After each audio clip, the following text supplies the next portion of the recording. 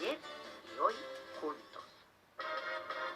Universidad Católica de Chile Televisión presenta la entrevista de Raquel Correa.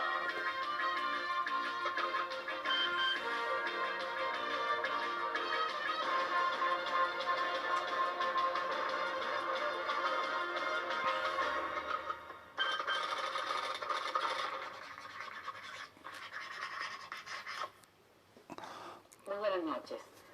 Se captan muchas esperanzas. Correa.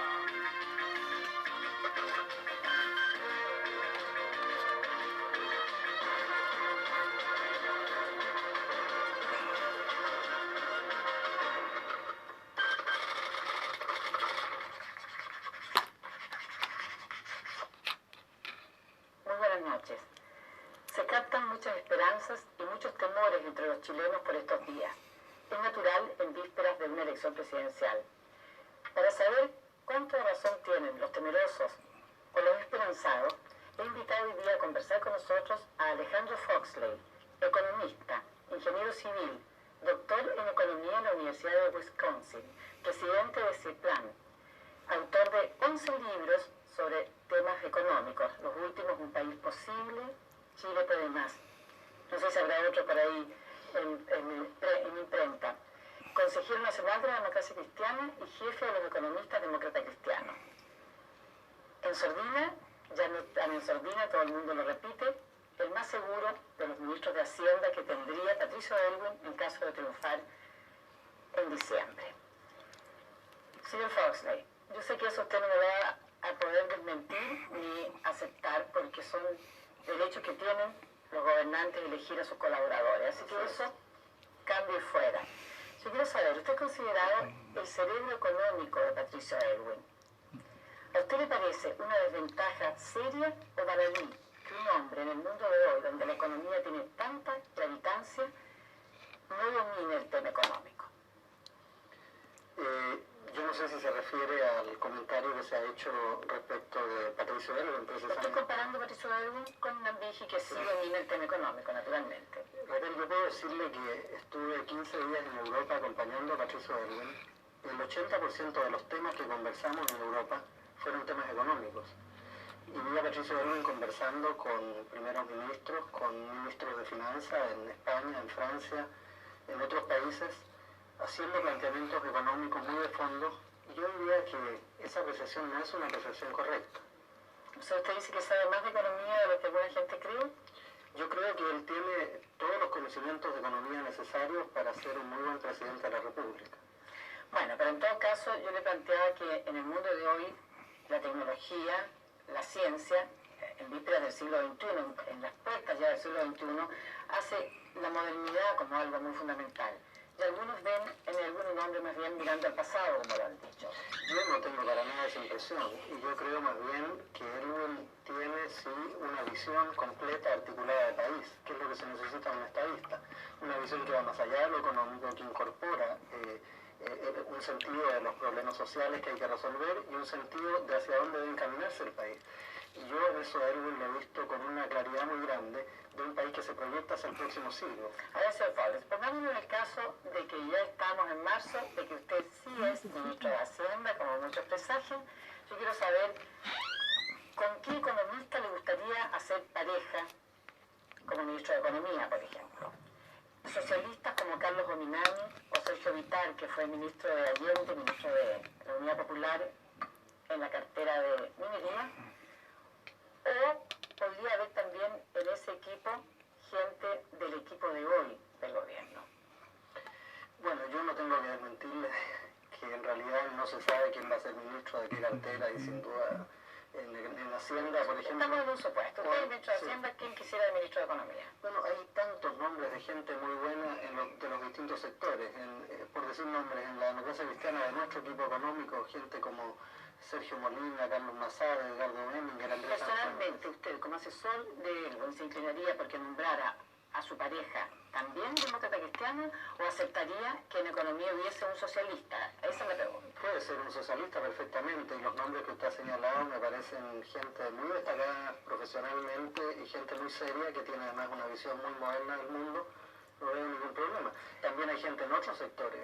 Carlos Hurtado, por ejemplo, es un excelente economista de un sector más de derecha. En la Concertación, le quería decir yo, hay por lo menos unos 25 doctores en economía que en este momento están trabajando en los programas de la Concertación. Tenemos también empresarios muy destacados. De tal modo que yo creo que Patricio Aylwin va a tener abundante material humano para escoger para su ministerio. Claro, pero como no se necesita solamente un ministro de Hacienda y un ministro de Economía, sino que también director de Plan, en fin, hay varios cargos del área económica, yo quiero saber si usted, personalmente, y con toda franqueza, estaría por excluir absolutamente a personas como Álvaro Donoso o Luis Larraín, economistas que en este gobierno han trabajado. Mire, yo le voy a contestar esa pregunta diciéndole lo siguiente. Nosotros estamos haciendo un planteamiento de un gobierno nacional. Nosotros quisiéramos que el próximo gobierno en Chile, encabezado por la Concertación, sea lo más amplio posible. Y en ese sentido nos gustaría incorporar gente independiente y gente de derecha. Tenemos economistas de derecha. Le puedo mencionar algunos. Está en este momento colaborando con nosotros en el programa de la Concertación Felipe Larraín, que es un destacado economista, profesor de la Universidad Católica. Pero los economistas que han colaborado en este régimen, Sí, ¿cómo no? ¿los excluyen? No los excluye. Más aún le voy a decir lo siguiente. Usted sabe, nosotros hemos hecho críticas a la ley del Banco Central. Porque nos parece, en fin, este es un tema que podríamos discutir, nos parece una autonomía excesiva y no nos parece que este gobierno debiera nombrar al final de su periodo, en el último mes, a un directorio por 10 años. Sin embargo, nosotros somos partidarios de una autonomía relativa al Banco Central. Y dentro de esa autonomía relativa, hemos dicho que estamos dispuestos, por ejemplo, a que en un directorio de 5 personas, 2 personas fueran economistas que representan lo que ha sido la política económica de este periodo y que se quedaran. Claro, pero tal como van las cosas, eso no va a ser atribución de ustedes. Yo quiero saber, no estoy tan seguro, porque yo creo se requieren cambios. Se requieren cambios y yo creo que el Senado en su momento seguramente va probablemente a llamar a los directores del Banco Central y les va a servir esta situación que el Senado debe designar en realidad al directorio. Alejandro Fauci, en unas palabras, un Chicago Boy, por ningún motivo estaría en un gobierno presidido por Aylwin. No, en absoluto. Yo le quiero decir, entre paréntesis, que yo tengo muy buenas relaciones personales con economistas de Chicago. Hace poco tiempo fui invitado a la Escuela de Economía de la Católica, donde están básicamente los economistas de Chicago, a almorzar. Y tuvimos una conversación muy agradable donde discutimos nuestras diferencias, muy francamente, Pero perdóname, y también conversamos acerca del futuro. yo no le estoy preguntando por almorzar juntos, sino que por gobernar juntos. Directamente, ¿le gustaría un Chicago Boy hecho y derecho en el gobierno de Aylwin? Si es una persona de talento, tiene capacidad profesional, ¿por qué no? Yo le quiero decir que nosotros somos partidarios, si estamos en el gobierno, de mantener en sus puestos a aquellas personas que se han desempeñado profesionalmente en forma idónea. Hay gente muy buena en ProChile, en la Dirección de Presupuestos del Ministerio de Hacienda, en otros organismos públicos, pero no... en la Superintendencia de Bancos. Hay mucha gente de mucho talento y nosotros queremos decirle, ustedes se tienen que quedar porque ustedes tienen que hacerle un aporte al país. Correcto. Queremos hacer un gobierno nacional. Señor Fauci, quiero saber si usted es partidario de la economía social de mercado. La respuesta es fácil decir sí. Yo quiero que me diga sinceramente si es partidario de la economía de mercado. Yo soy partidario de mantener a la economía en funcionamiento como una economía abierta, con aranceles bajos, parejos, integrada plenamente a los mercados mundiales, con un sector privado dinámico, con un rol importante del mercado, pero eso sí, con un equilibrio entre el desarrollo económico y el desarrollo social, con una capacidad de esta economía de abrirle oportunidades a la gente que se las ha negado, a los jóvenes, a las mujeres, a la gente que ha tenido más dificultades durante estos años. Ese equilibrio es el que tenemos que lograr ahora, pero yo no estoy por negar ninguno de los avances que pudiera haber habido estos años en materia económica. ¿Es partidario de la economía social de mercado, sí o no? Soy partidario en el sentido habitual que se usa esa palabra. Creo que durante estos años no ha habido una buena expresión de esa economía social de mercado. Llama la atención que en el programa de la Concertación, y tal como lo destacaba hace unos días Jorge Arrate, el presidente del Partido Socialista Arrate, decía, en ninguna parte del programa de la Concertación dicen ser partidarios de una economía social de mercado, porque eso induce a confusión hoy día. Y agregó que don Patricio Aylwin, cuando habla de economía social de mercado, que eso es lo que a él le gusta y que lo ha dicho, le atribuye a esa expresión un contenido muy distinto al que le atribuye el señor Vigi. Yo quisiera pedirle en un máximo esfuerzo de síntesis, ¿qué contenido le da usted a la economía de mercado? Se da cuenta que yo, cuando usted me hizo esa pregunta, le contesté con las características que yo creía que debía tener esta economía. Y precisamente ese es el problema. Yo creo que estamos de acuerdo, fundamentalmente de acuerdo, en el tipo de economía que queremos y el tipo de desarrollo que queremos. Los demás son problemas semánticos. Algunos le llaman de una manera, otros le llaman de otra manera. Pero todos estamos de acuerdo en una economía, básicamente una economía mixta, con un sector privado importante, abierta al exterior y con las características que he dicho anteriormente. Entonces no hay que enredarse en las palabras, yo creo. Sí, pero las cosas rotulan y por algo existen los nombres, ¿no es cierto?, para distinguir una cosa de otra. En todo caso, usted es demócrata cristiano, Patricio Aylwin también lo es, y su partido no ha renunciado al ideal del socialismo comunitario, lo sigue teniendo en las bases programáticas, en sus bases. No, ¿Renunciaron al socialismo comunitario? Eso sería una noticia. Es que no podemos estar nosotros planteándonos respecto de lo que eran los temas de hace 20 años atrás en este país. Dicen que los generales pelean con las tácticas de la última guerra y a veces los políticos discuten con los problemas del pasado.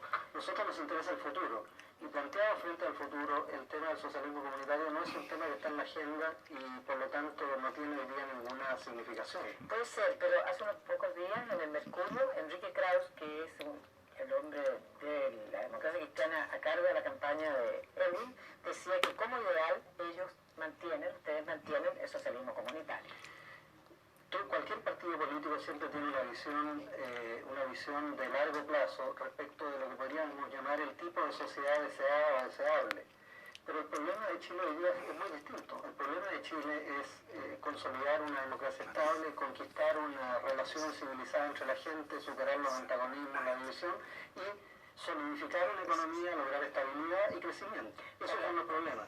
En eso es lo que tenemos que ponernos de acuerdo, gente que pensamos distinto desde el punto de vista de las utopías políticas. En el ámbito económico, usted hizo unas aspiraciones políticas, consolidar la democracia, etcétera, pero también en el ámbito económico se ha señalado hoy y otras veces que el gran desafío del futuro es compatibilizar desarrollo con justicia social.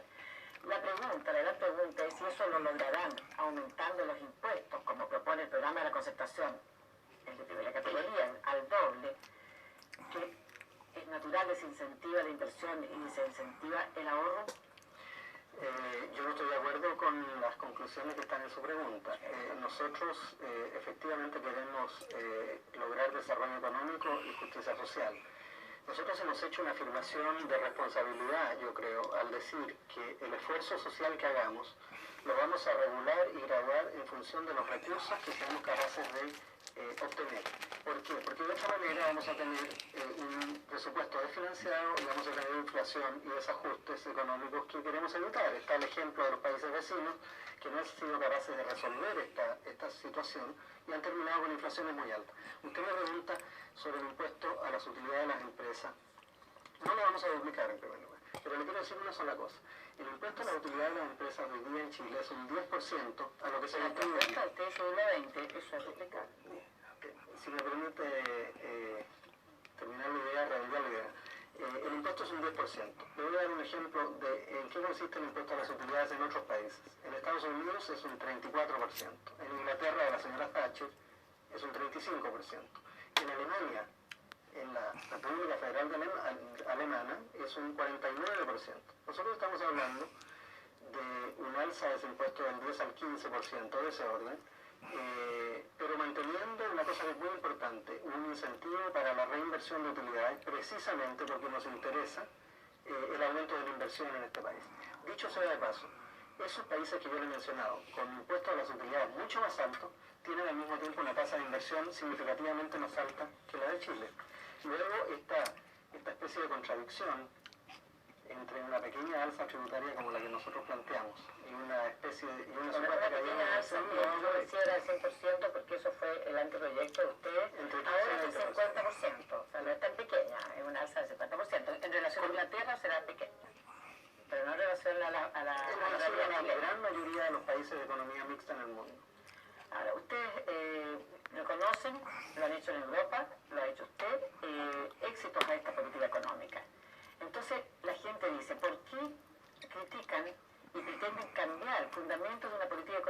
que ha dado en los últimos 5 años un crecimiento promedio de 6,1, y si no me equivoco este año, para este año está calculado sobre un 9% de crecimiento.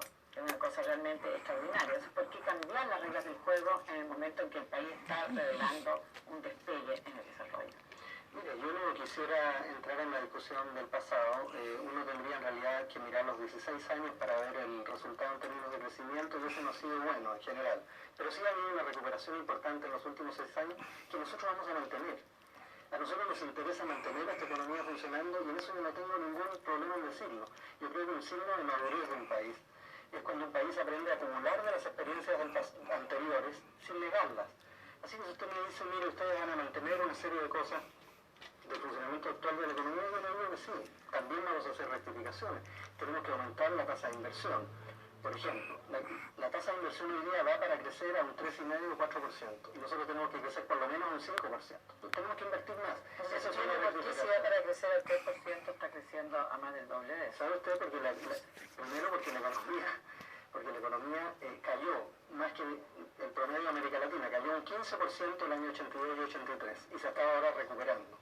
Y en segundo lugar, en la situación más de corto plazo, la economía está hoy día recalentada. O sea, el gasto en la economía está creciendo a más del doble de lo que crece la capacidad de producción. Y esto, entre paréntesis, tiene que ver con lo que ocurrió con el año del plebiscito, en que el gobierno se entusiasmó. El actual candidato, el ministro de Origen, era ministro de Hacienda, y la economía se recalentó, aumentó mucho el gasto, aumentó la cantidad de dinero más de un 50%, se bajaron los impuestos, aumentó el gasto fiscal más allá de lo programado, y esto ha resultado en un desajuste que significa que hoy día las importaciones crecen demasiado alto, y en general la economía está, lo ha reconocido el propio gobierno, se ha desajustado. Hay que enfriarlo entonces. Yo quiero enfriarme un poco también en la cosa de las cifras. Yo quiero saber algunas infidencias. Les costó mucho ponerse de acuerdo, porque en la verdad los demócratas cristianos y los socialistas son los que tienen equipos más coherentes en lo económico. Les costó mucho ponerse de acuerdo para llegar a un programa común.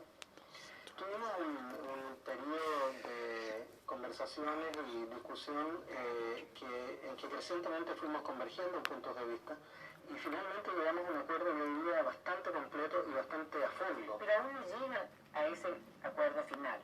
Aún están en las bases programáticas. Faltan alrededor de 40 medidas o materias relativamente importantes o muy importantes en las cuales hay desacuerdo entre ustedes. No, nosotros estamos, en primer lugar, estamos trabajando intensamente en los planes de gobierno. Tenemos más de 40 comisiones en este momento. Exacto. Solo en la Comisión de Industrias tenemos unos 150 ingenieros y empresarios afinando los planes industriales en sus detalles. Y esto en las distintas ramas de actividad.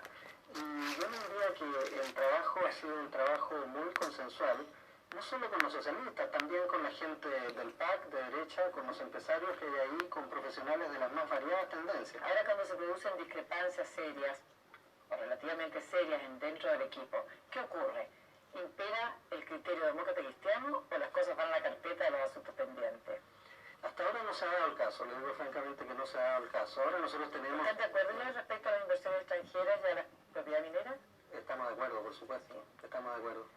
Además, le digo, yo soy coordinador del programa económico de la concertación, y yo me siento responsable de que ese programa, junto con muchos más, se lleve a cabo en los términos en que se acordó.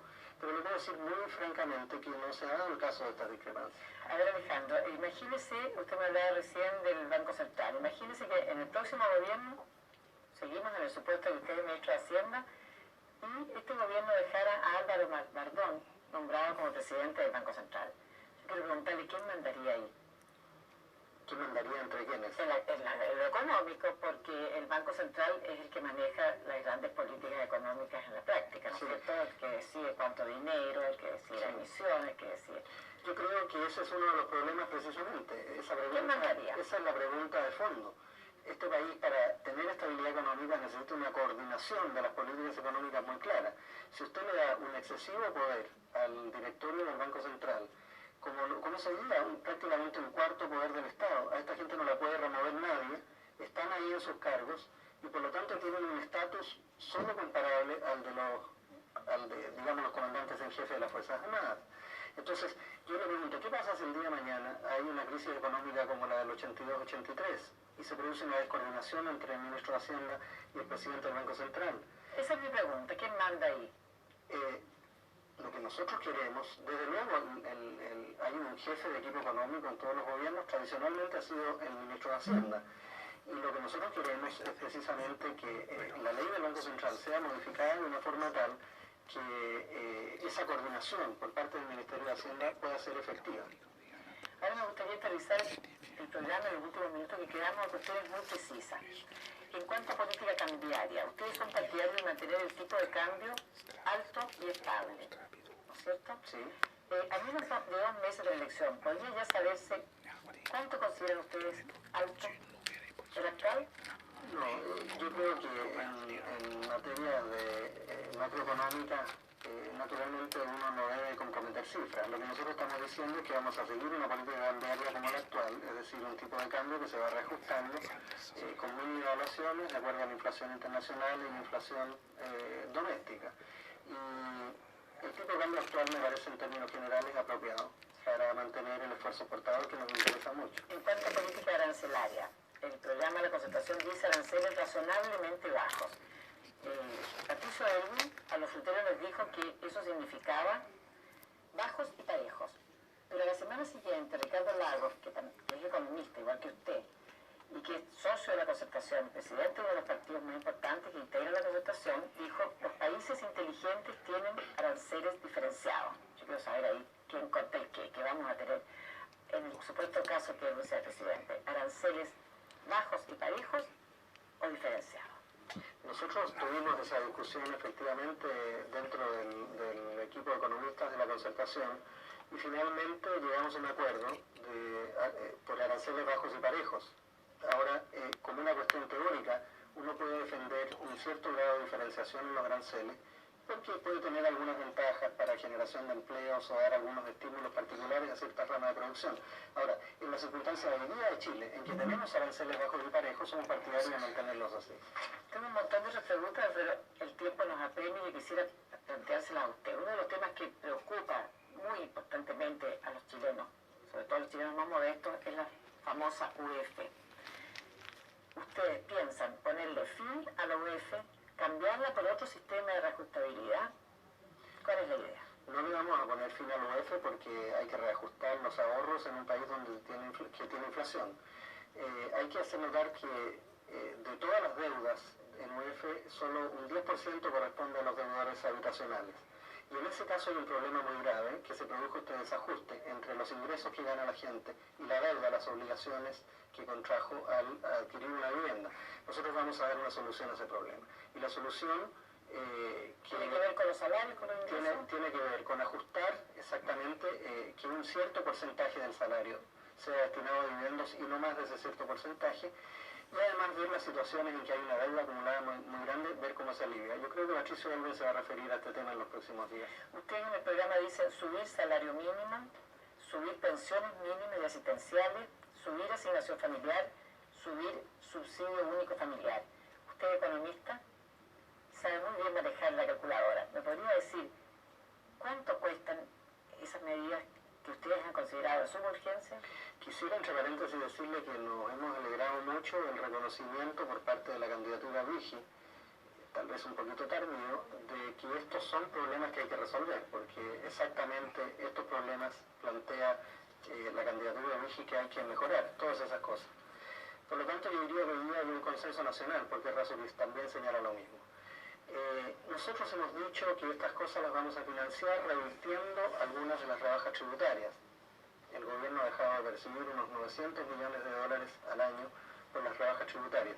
Yo creo que la pregunta corresponde hacerla, Raquel, en realidad al candidato Vigi o a las personas de su candidatura, porque son ellos los que han señalado la necesidad de una serie de gastos nuevos y sin embargo no han indicado en absoluto de dónde van a obtener los ingresos. Tampoco me está indicando ahora cuánto costaría, si bien está diciendo que lo van a obtener de los impuestos. Yo no le voy a dar la cifra ahora porque naturalmente esta es una materia que estamos estudiando. Lo que sí le digo es que nosotros vamos a generar tantos ingresos tributarios como sea necesario para financiar estos gastos. En cambio, la candidatura de Vigi está planteando disminuir los impuestos y aumentar los gastos.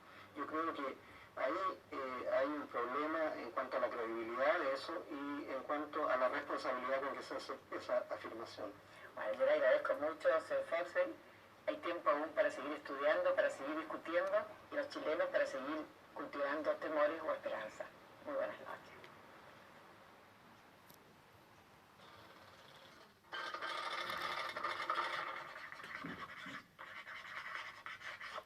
Muy buenas noches. Desafíos, acusaciones, advertencias, reclamos y encuestas electorales son la orden del día noticioso. De todos esos temas y otros vamos a conversar esta noche con uno de los protagonistas de la actualidad política, uno de los más relevantes, Pablo Barahona. Él es el jefe de la campaña de Hernán Vigi, economista de esta universidad, máster de economía en Chicago, rector, con permiso, entiendo, universitario. Fue 3 veces ministro de este gobierno, ocupó 3 carteras. Señor Barahona, yo quisiera preguntarle si no es raro que, siendo Hernán Vigi un economista, tenga como jefe de campaña precisamente a un economista, cuando lo que se supone que a él lo que le falta es la dimensión política. ¿O usted es un político también? Bueno, Hernán Vigi es un ingeniero. Chao, Wilco. Noticioso. De todos esos temas y otros vamos a conversar esta noche con uno de los protagonistas de la actualidad política, uno de los más relevantes, Pablo Barahona. Él es el jefe de la campaña de Hernán Vigi, Él es Tomás, economista de tiene esta 5 años. universidad, máster de economía en Chicago, rector, con permiso, entiendo, universitario. Fue 3 veces ministro de este gobierno, ocupó 3 carteras. Señor Barahona, yo quisiera preguntarle si no es raro que, siendo Hernán Vigi un economista, tenga como jefe de campaña precisamente a un economista, cuando lo que se supone que a él lo que le falta es la dimensión política. ¿O usted es un político también? Bueno, Hernán Vigi es un ingeniero. Estudió después economía y realmente el jefe de campaña, yo no sé por qué estoy yo, pero fue decisión de él que así fuera. Supongo que me encontrará algunos atributos. Mucha paciencia dijo usted que tenía. Sí, creo que tengo bastante paciencia, sé entenderme con la gente, a pesar de que no aparenta eso, pero en general es así. Bueno, la responsabilidad de haberme elegido jefe de campaña es de él y de otros, probablemente. A ese propósito, se recuerda que Fernando Leni, que fue como uno de los dirigentes del comando, así, partió siendo el vocero y pintaba para presidir el comando, consideraba que usted, con todas sus cualidades, no era la persona más adecuada porque su imagen estaba demasiado ligada al gobierno, ya que venía saliendo a ser ministro de Economía, ministro de Minería, y se producía esta imagen irreductible, Vigi Pinochet. ¿A usted le parece negativa esa identificación? No sé, nunca la he pensado mayormente. Yo tengo claro, y creo que Hernán Vigi también, que hay aquí una cierta identidad y una gran diferencia. Evidentemente que hay una cierta identidad con un programa económico social, con modernización, con el restablecimiento de la normalidad, con el progreso habido en estos años, etcétera, etcétera. Y hay también diferencias marcadas, desde luego diferencia de personalidad, diferencia de circunstancias, etcétera, etcétera. ¿Se refiere a las circunstancias del futuro? Evidentemente. Entonces, yo creo que no hay esta sofisticación tan grande en la opinión pública como para que pueda ser engañada diciendo que esto es, pero no parece ser. En ese sentido diría yo que hay un dejo tal vez de ingenuidad o de honestidad en el planteamiento nuestro, y no veo yo, por lo menos, inconveniente. Bueno, Fernando Leni ve inconveniente en muchas cosas, en la gran mayoría de las cosas estamos de acuerdo con él, somos amigos de muchos años, pero hay 2 o 3 en que no estamos de acuerdo. Una es esta. En todo caso, unos quieren aprovechar el alero del gobierno y pensarán en el 43% de votos que obtuvo General Pinochet en octubre. Otros distanciarlo de él. ¿Qué aconsejan los expertos electorales, señor Barahona? Yo creo que la verdad nomás. Sí, yo creo que es verdad, es una verdad evidente que... Pero la campaña se destaca o se aminora en determinadas circunstancias. No, yo creo que en la campaña no hay ninguna duda que ciertas cuestiones que tienen que ver con el progreso de estos años, con la estabilidad económica, con la apertura del comercio exterior, con el desarrollo de las exportaciones, sin duda ninguna que la política del gobierno de Hernán Vigi será sobre la base ya establecida, o sea, sin volver atrás. Continuismo en la política económica. Pero también es evidente... Continuidad, yo diría aprovechando las bases de lo que está sentado en estos años, no destruyéndolas, es el punto central, pero al mismo tiempo diferencia bastante tajante en cuanto a ciertas cuestiones en las cuales el propio Hernán Vigi y yo personalmente estuvimos empujando para ciertas reformas constitucionales que se hicieron en su oportunidad mediante un consenso y para otras más que en esa oportunidad no se hicieron, y que significa llevar la democracia mucho más profundamente de lo que se ha pensado nunca en Chile. Ahora, a raíz de estos expertos electorales, ¿por qué han mantenido ustedes tan en reserva la presencia de asesores extranjeros que ha contratado la campaña de Vigi? Porque son personas muy parciales en el sentido de que hay algunas cuestiones bastante complicadas de interpretar. Tú mencionaste, Raquel, al comenzar esta entrevista que íbamos a hablar de las encuestas. Ese es un tema encuestas, pero yo prefiero... tricky, ¿no? ¿Por qué? Quiero referirme a este tema a propósito de eso. Después vamos a hablar de las encuestas. Pero es un tema muy tricky, muy complicado.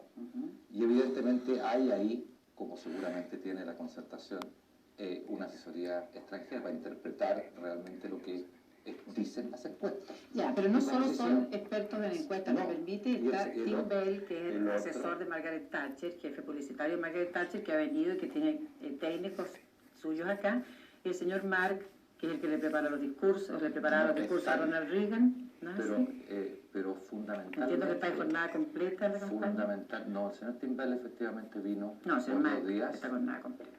El señor Mark está, sí, pero están fundamentalmente en dos cuestiones muy importantes. Una es la interpretación de las encuestas, de todas las encuestas que puedan aparecer, un tema.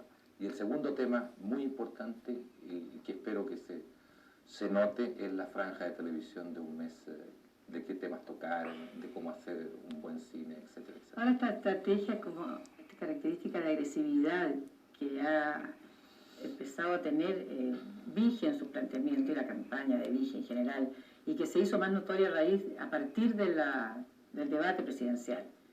¿Esa es una idea suya o de los expertos importados? Yo creo que es una idea que nace como obvia, por varias razones.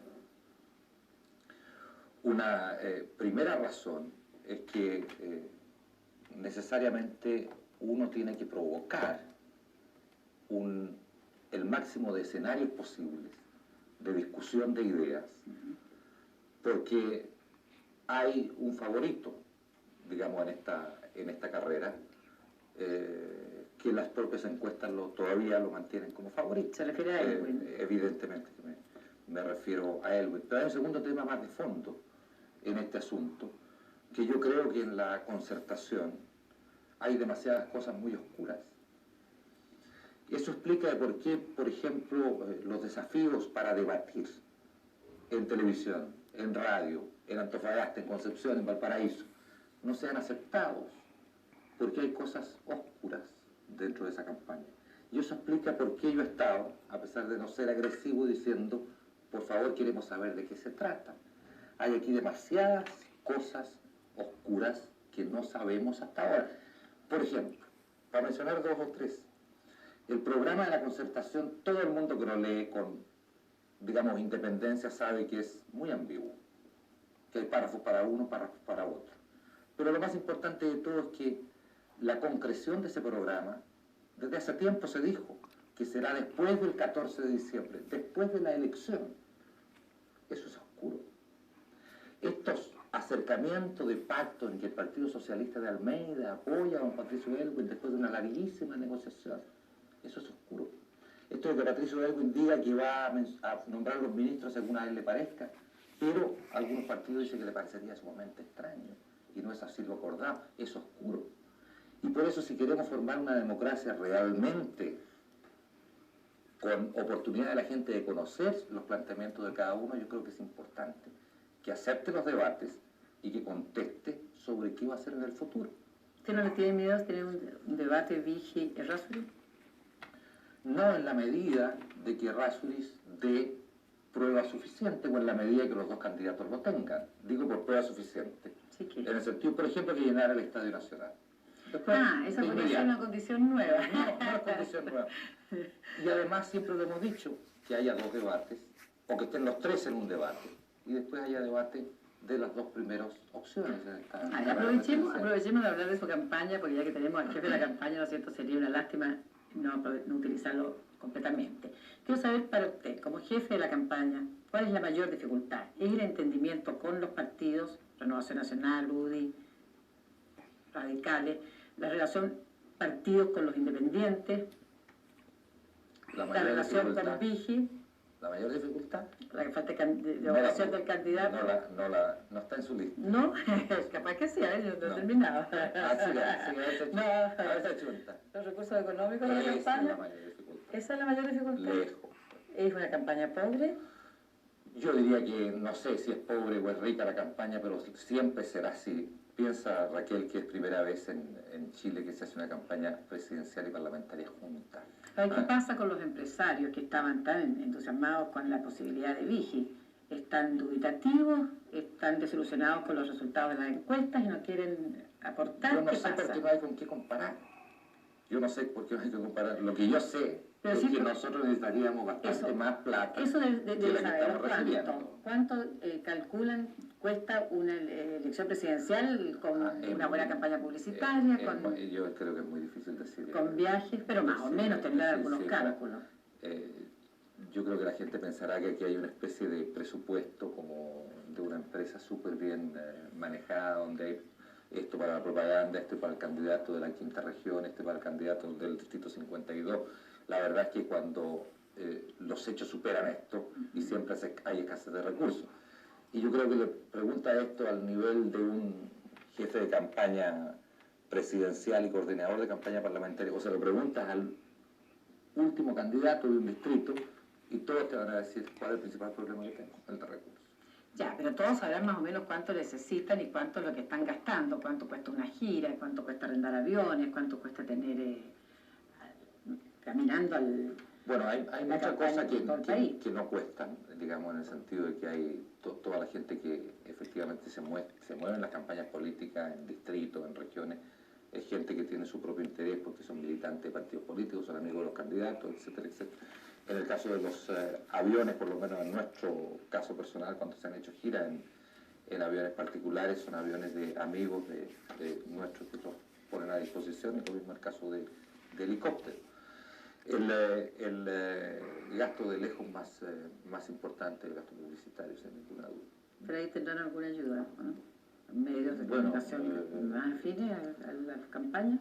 Basta ver los medios, yo no juzgo, basta ver los medios. Me interesa entonces preguntarle si a juicio suyo está interviniendo el gobierno en la campaña electoral. Para nada. Para nada. Sin embargo, hay reclamos y denuncias, no solo de la oposición, también de su propio partido Renovación Nacional. Renato Gasmuri, candidato de Renovación, denunció que funcionarios gubernamentales intervienen en la octava región, que es por la que él está compitiendo.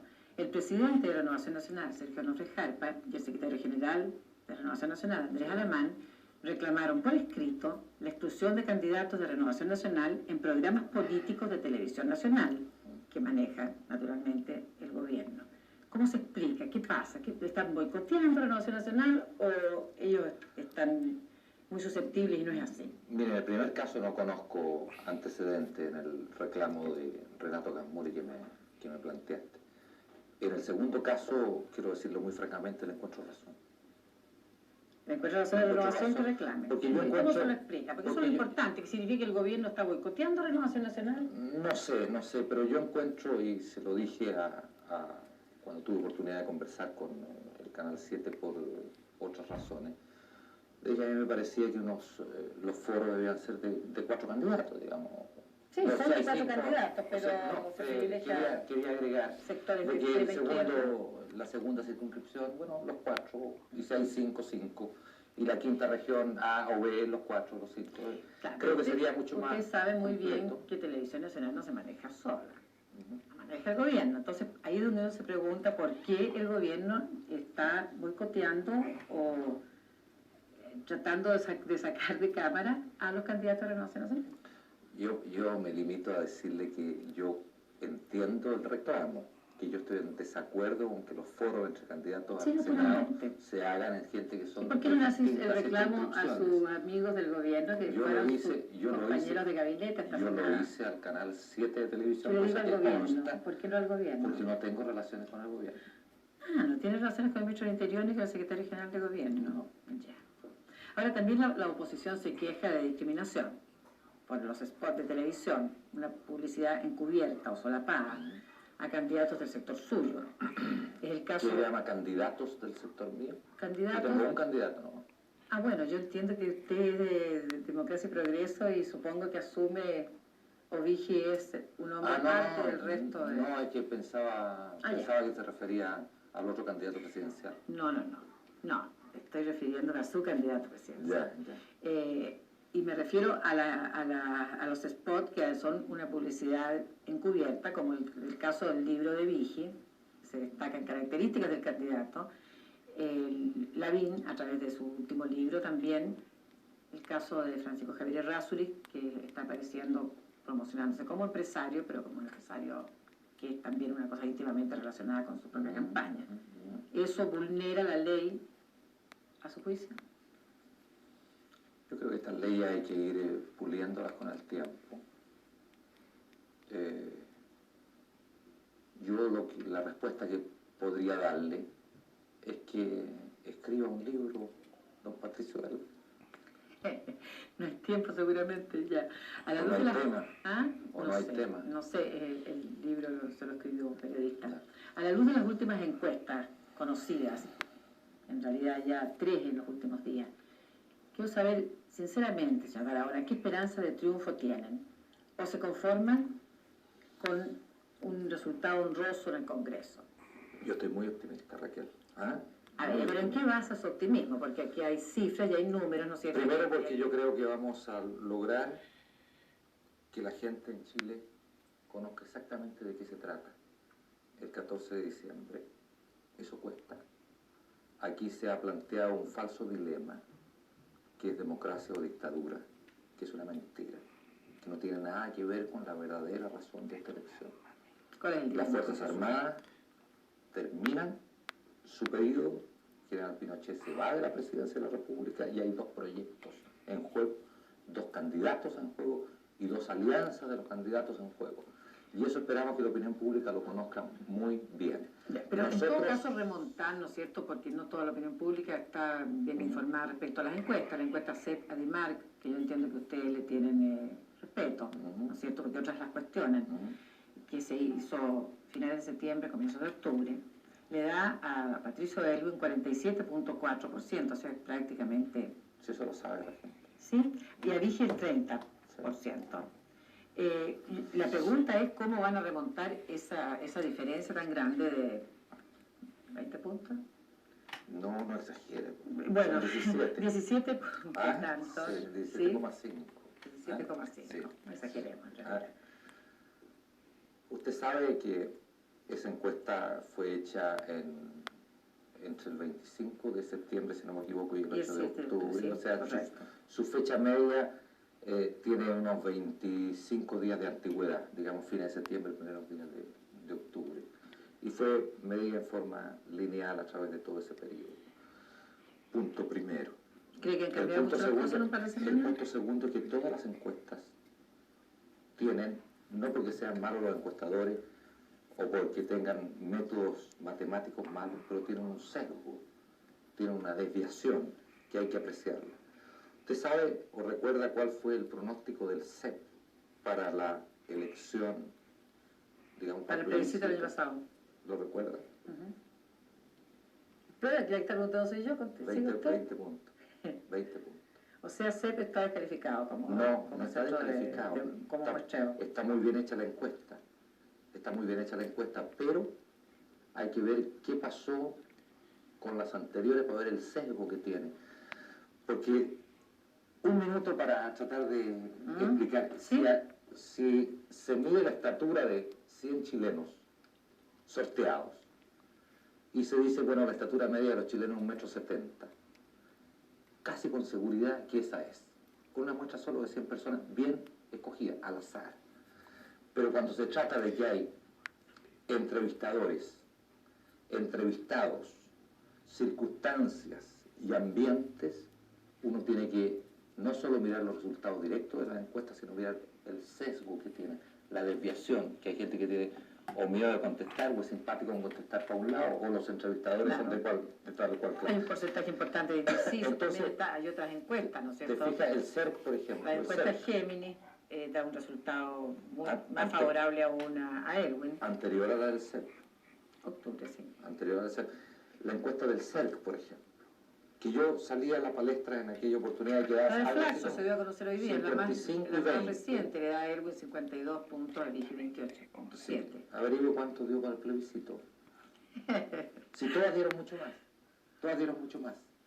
Entonces hay un sesgo aquí, en primer lugar. Y en segundo lugar, hay un avance muy vertiginoso, muy importante de la campaña del candidato. Y en tercer lugar, yo creo que tenemos... Hay que advertirle a la gente que cuando Pablo Barahona habla de candidato se refiere a Vigil, para él es el candidato. Es decir, el candidato de cuyo jefe de campaña soy yo. Correcto. Obviamente hay otros dos candidatos a la presidencia de la República. En todo caso, ustedes han alertado la posibilidad de una segunda vuelta. Sí, claro. Eso pareciera más realista según los propios ejecutivos de estas encuestas, en el caso CEP. A Erwin le bastaría solo con un 3% de los indecisos para obtener mayoría absoluta en la primera vuelta. Pero vamos de nuevo, si las encuestas son una fuente de información muy importante, pero yo estoy muy optimista y creo que vamos a... Esa cifra primero tiene el sesgo y segundo vamos a remontar. Si me piden una fotografía de la situación de hoy día con la apreciación de todas esas encuestas y otras informaciones mucho más sensibles, digamos, porque cuando uno toma solo la gente cambiante o la gente que podría votar para un lado, podría votar para otro, es mucho mayor la sensibilidad que da la encuesta y nosotros tenemos esa información y la procesamos continuamente. Si me piden dar una cifra hoy, fotografía, hoy día, es 50, 40, 10. Ya. ¿Qué significa? Sí. Bueno, esa es su encuesta. Bueno, esa es mi opinión. ¿Con qué sesgo? En todo caso, en el supuesto de una segunda vuelta, que es a lo que se han estado algunos apostando, ¿usted cuenta en esa segunda vuelta con los votos de Francisco Javier Errázuriz para Vigil? ¿Quién puede contar con los votos de Francisco Javier Errázuriz? Para nadie. Digamos, es muy difícil. El apoyo de Francisco Javier Errázuriz es sumamente heterogéneo en todo el país. Sí, pero también las encuestas, perdone que yo me refiero a las encuestas, porque son las maneras de medir lo que piensa la opinión pública, han revelado que Errázuriz le quita más votos a Vigil que a Erwin. Eso es lo que dice la tendría que encuesta. tratar de recuperarlo, claro. Eso es lo que dice la encuesta del CERC, pero hay otros que dicen otra cosa, ¿no? Que le quitaría más votos a Erwin que a Vigil. No sé. Como repito, yo creo que es un electorado sumamente heterogéneo el de Francisco Javier Errázuriz, cambiante.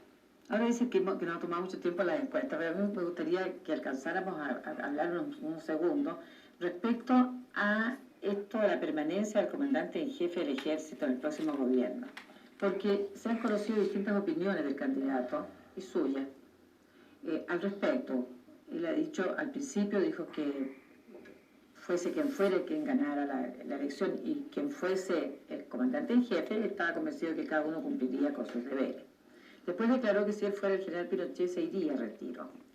Y la semana pasada, en la Pincoya, desgraciadamente sin testimonios periodísticos, dijo, según el comando que usted dirige, que sería de toda conveniencia para Chile que no permaneciera en el cargo. Yo quiero saber cuál es en definitiva la postura de Vigil respecto a la permanencia del general Pinochet en la comandancia en jefe en el próximo periodo.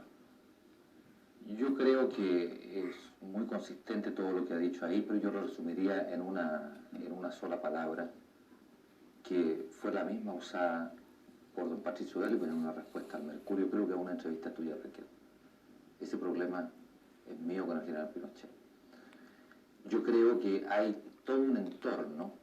Sí, pero su candidato está diciendo que sería de toda conveniencia para Chile que permaneciera, Sí, claro. que no permaneciera en el cargo. Voy a ir a ese tema. Yo creo que hay todo un entorno aquí del cual somos todos muy responsables, unos en un lado, otros en otro lado, que es de reconstruir la democracia chilena y mantener la estabilidad y el progreso económico de este país. Yo creo que ahí somos todos responsables en una u otra medida.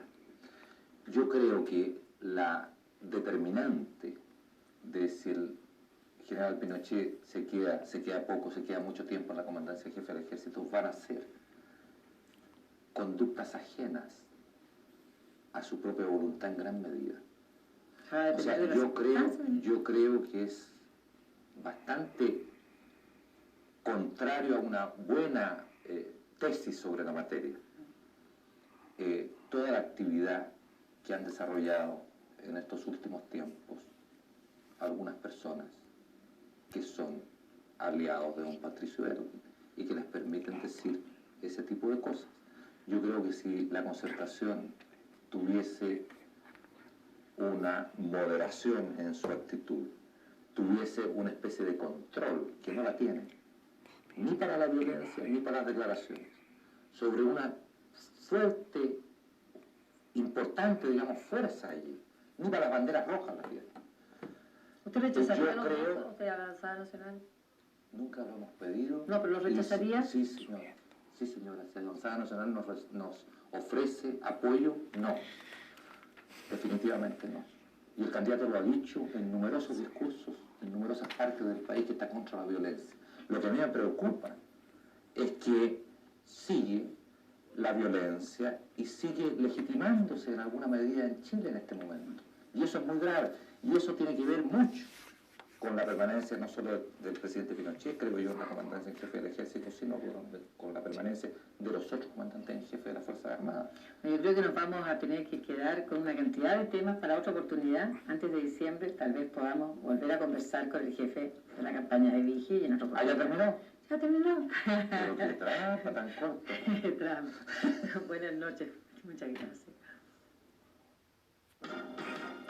Universidad Católica de Chile Televisión presentó la entrevista de Raquel Correa.